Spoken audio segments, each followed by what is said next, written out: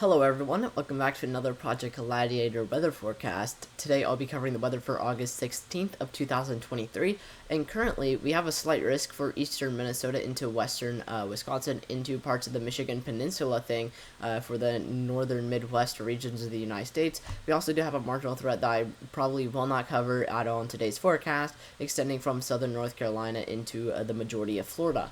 As for our threats for today, we do have a 2% tornado threat for that slight risk region across the northern Midwest. As for our wind threat, we do have a 15% for that slight risk region across the northern Midwest, and we also do have a 5% for that marginal threat across Florida and the eastern coast. As well as for our hail threat, we do have a 15% for that slight risk region, with mainly the threat of small to medium hail, as well as we don't really have all that much of a hail threat for that marginal threat across the eastern United States coast. Taking a look at our pivotal weather models, focusing on the slight risk region for the majority of today's forecast, and I will, again, likely not be covering this marginal threat for the eastern United States coast. You can see for our 500 millibars on our radar Omega models, around the slight risk area, you can see that we do have a second shortwave trough, just like the one that did pass through at the beginning of this week. We do have another one coming out of Canada that is expected to propagate southeastward across the northern Ohio Valley into the New England region, triggering severe weather across that region for the next couple of days. And you can see that this shortwave trough is going to be triggering that slight risk region for the northern Midwest region. And you can see it is fairly strong. We do have some fairly strong mid-level flow in the 50 knots, possibly getting into the 60 knots. This will definitely elongate hodographs, allowing for small to medium hail. And you can see this shortwave trough does have a very prominent change in direction or veering of those winds. So we could definitely see the possibility of some fairly strong directional shear, allowing for the possibility of one or two brief tornadoes across this particular location with that 2% tornado threat region.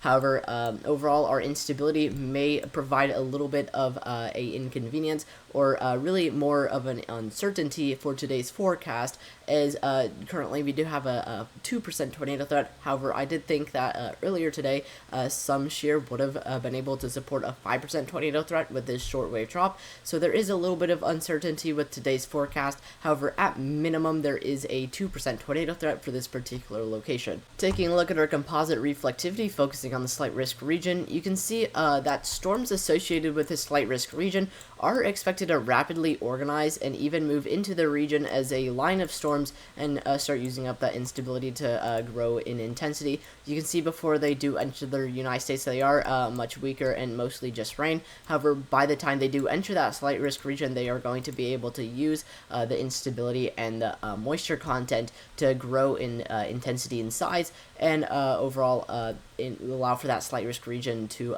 be triggered for that particular location. And you can see it is expected to be aligned, so any ingredients that should allow for our different hazards for today are going to have to be out ahead of that system for them to be usable. So again, with this particular line in question, we could definitely see the possibility of small to medium hail, the possibility of some fairly strong damaging winds associated with this line, and even the possibility of some spin up that could develop along this line, and the possibility of one or two brief tornadoes with this line as well. Taking a look at our dew points, you can see for the slight risk region, we overall have fairly weaker dew points compared to what we would typically see at this time of year. And even further down south, we did have very strong dew points in the upper 70s, which have now been washed away by the previous shortwave trough that has now moved into the Atlantic Ocean. And that did cause all the extremely strong dew points in the 70s to be pushed further eastward along the coast and down to the Atlantic Ocean. So we are going to see a drop of instability across the United States for the time being, and this shortwave trough could even make instability drop even more by the time this is finished triggering severe weather across the United States. And you can see with this shortwave trough, we are expected to have some fairly strong instability, at least instability that is expected to be in the mid 60s and possibly the upper 60s. And you can see we are getting into some spotty low 70s. However, it isn't going to be in the widespread low 70s to mid 70s like we were seeing for a large portion of this week. They are going to be significantly less, and that will also lead to significantly less instability as well. Taking a look at our instability, focusing on the slight risk region, you can see that we are expected to have significantly less instability compared to what would seasonably be across this region in particular. We are expected to see much weaker Cape values that aren't really going to be in the 3000s like we've seen a lot of the last couple of weeks.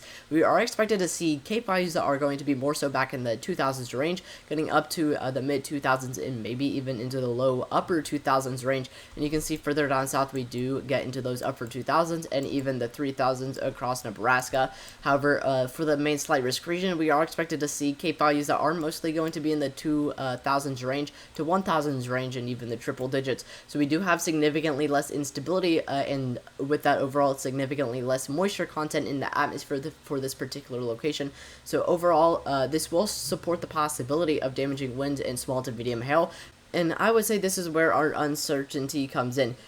We do have significantly less instability. However, this would definitely support one or two brief tornadoes and maybe a few tornadoes for this particular location if we had a 5% tornado threat. However, again, this is where our uncertainty comes in, as all the significantly high instability has been washed out into the Atlantic Ocean. We do have much weaker instability. However, this would definitely support the possibility of a few tornadoes for this particular location.